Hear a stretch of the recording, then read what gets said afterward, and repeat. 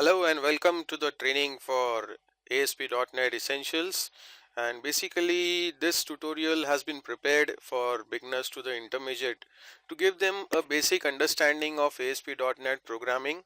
And once you go through this entire video, you will have a moderate level of expertise in ASP .NET programming, and from there you can take it to the next level to develop very moderate to complex to intermediate programs.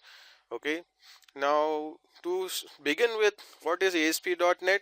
ASP.NET is a web application framework, and it has been developed by Microsoft to allow programmers to build dynamic websites. It is used a full featured programming languages available like C sharp, VB.NET, and in the earlier version we also had J sharp and many more. So this tutorial, once you complete, it will give you a very good understanding of what ASP.NET is all about. Okay, and before you go through this tutorial, you should have a basic understanding of what programming language is all about, and you should have a fair bit of understanding of what HTML, CSS, Ajax is, all these web technologies. You should have a fair idea about what all these technologies are all about. Okay, so now let us see what all we will be covering in this training. So we'll be having an introduction, we'll be seeing what all the environment is all about, the IDE, the development environment that we have, the life cycle. We'll be going through some examples. We'll be seeing what are the different types of server and HTML controls. We'll be seeing client-side scripting. We'll be seeing database access, how to manage states, calendar controls, multi-view, panel, Ajax controls, data sources, data binding, custom controls, error handling, debugging, link queue, okay, data caching, web services, multi-threading, what are the configuration files all about, and finally we'll see the deployment part.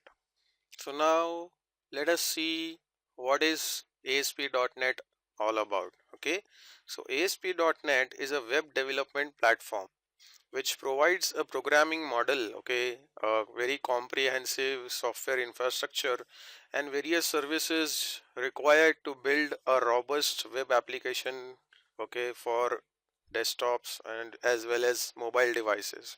Okay, now ASP.NET works on top of HTTP protocol, okay, and it uses the HTTP commands and policies to set a browser to server two-way communication and to and fro.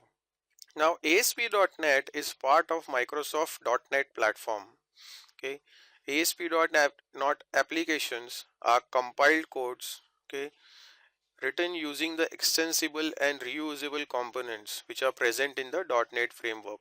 Okay, so the ASP.NET application could be either written in C sharp or Visual Basic .NET, and earlier we also used to have J sharp and JScript. Okay, now ASP.NET is used to produce interactive data-driven web applications over the internet. It consists of a large number of controls, for example, text boxes, buttons, and labels for assembling, configuring, and manipulating code to create HTML pages. Now let us see what is ASP.NET Web Form models. So basically, web forms extends the event-driven model of interaction of the web applications. Okay. Now the browser submits a web form to the server, and the server returns a full marked up HTML page in the response. Okay, so there is a request and there is a response. Okay, now all client side user activities are forwarded to the server for processing. Okay, the server processes the output of the client and triggers the reactions. So in ASP.NET applications, okay, IIS is mostly used, which is Internet Information Services. Now what is HTTP? HTTP, Hypertext Transportation Protocol, is a stateless protocol. Okay, ASP.NET frameworks helps in storing the information regarding the state of the application, which can be either page or a session. Okay, now the page state is the state of the client. The content of various fields, like in a form, if there are fields like a registration form, okay, then the contents are of the various these fields in the web form are collectively stored at the client, and the session state is basically for the various pages the user goes through or visits and has worked with. It is in the overall session state. Okay, like I can give you a simple example of shopping cart. Okay, now user adds item to a shopping cart. Now items are selected from a page, and then the total collected items are shown in the shopping cart. Okay, with the price and the details with the image. Okay, only HTTP cannot keep track of all this information coming from different pages. Okay, so ASP.NET session state, ASP.NET's session state and the server side infrastructure keeps track of all this information globally over a session. Okay, so it is all in the session state. Now the ASP.NET runtime carries the page state to and from the server across various page requests while generating the ASP.NET runtime codes, and incorporates the state of the server side components in various hidden fields. This way the server becomes aware of the overall application states and operates in a two-tier connected way. Alright. Now let us see what is the ASP.NET component model.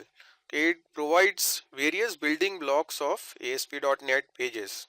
So basically it is an object model which describes the server side counterparts like the form and the input and the various server controls, and helps in developing complex user interface, okay, like a grid view control, a data grid control. Okay, now ASP.NET is a technology which works on the .NET framework, okay, that contains all web related functionalities. Now the .NET framework is made up of an object oriented hierarchy. An ASP.NET web application is made up of various pages which are web pages. So when a user requests an ASP.NET page, what does it do? What happens in the background is the IIS delegates the processing of the page to the ASP.NET runtime. Okay, what does the ASP runtime do is basically transforms the page into the instance of a class which inherits from the base class of the .NET framework. Therefore, each ASP.NET page is an object and its component are the server side controls are also the objects. Alright.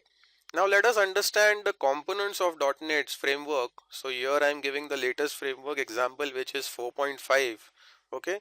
Now .NET framework is an integrated component of Windows operating systems that support development and execution of next generation applications. Okay, like the Windows Store apps and services.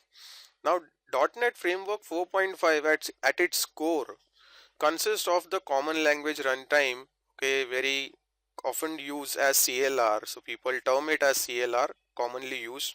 Okay, then the dynamic language runtime which is known as the DLR, and the basic class library which is known as the BCL. Then there is also portable class library and parallel extension and WinRT. Okay, with .NET Framework 4.0 there are various new additions in base class library which includes the DLR, the MEF, parallel extension, entity framework, WCF, data services, ability to host .NET 4 runtime with .NET 3.5, 3.0, 2.0. All these frameworks can run side by side under the same hosting process. Okay. Now let us go through the components of .NET framework architecture wise.